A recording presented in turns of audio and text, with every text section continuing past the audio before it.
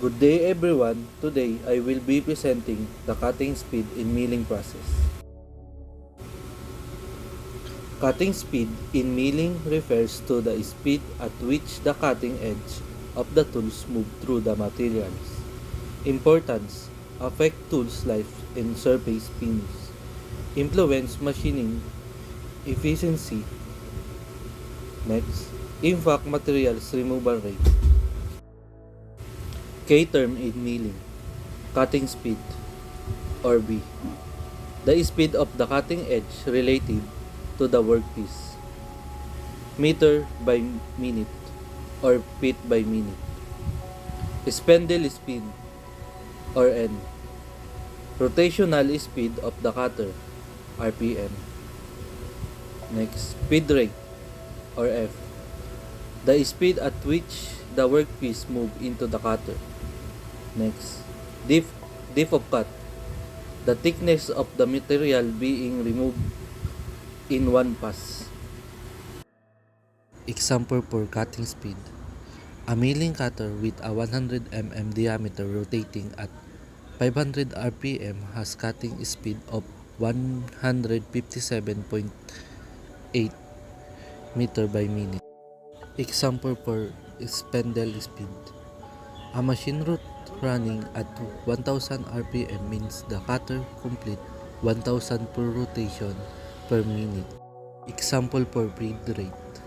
If a milling cutter moves 200 mm per minute, that speed rate is 200 mm per minute. Example for depth of cut.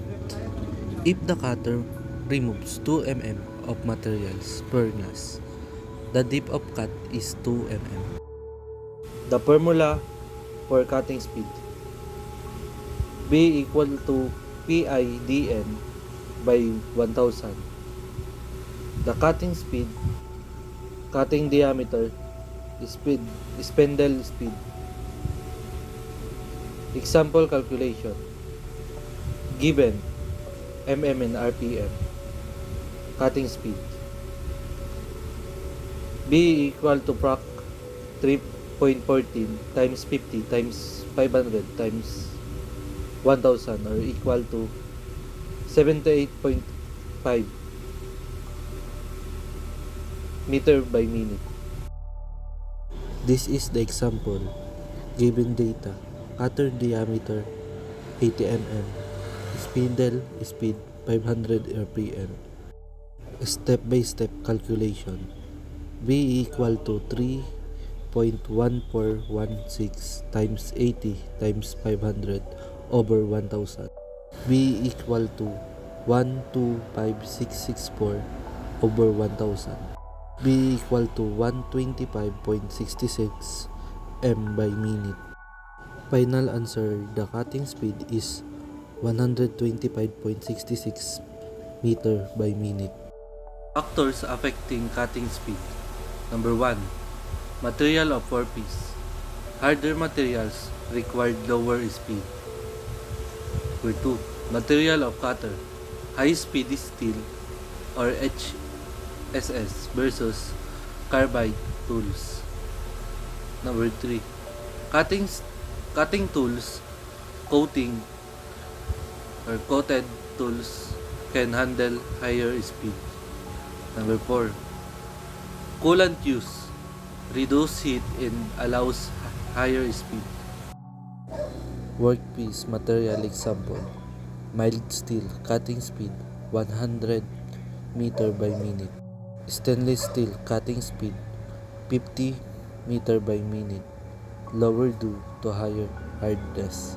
Cutting tool example. A sharp tool with a possible rake angle reduce cutting force and allows higher cutting speed. Coolant example. In dry cutting, the speed must be reduced to prevent overheating when coolant is used. Its cutting speed can be increased by 20 to 30%. Cutting speed recommendation. Workpiece materials: aluminum and solved alloy. The high speed steel is 90 to 300. The carbide is 300 to 1000. Mid steel or low carbon 30 to 50 HSS. 100 to 250 carbide. Stainless steel 20 to 40 HSS. 70 to 150 carbide. Cast iron 20 to 50 HSS. 80 to 20 carbide. Titanium alloy 10 to 30 HSS. 60 to 120 carbide. Hardel steel 45 HRC 10 to 20 HSS. 50 to 100 carbide. Sample calculation for cutting speed recommendation. Given workpiece, mild steel tool, HSS cutter, cutter diameter 50 mm, recommendation cutting speed 40 meter by minute, finding in spindle speed. Using the formula N equal to 1000 V over the D, N equal to 1000 x 40 over 3.1416 times 50, N equal to 400,000 over 157.08 equal 254.6 equal 255 RPM. Final answer.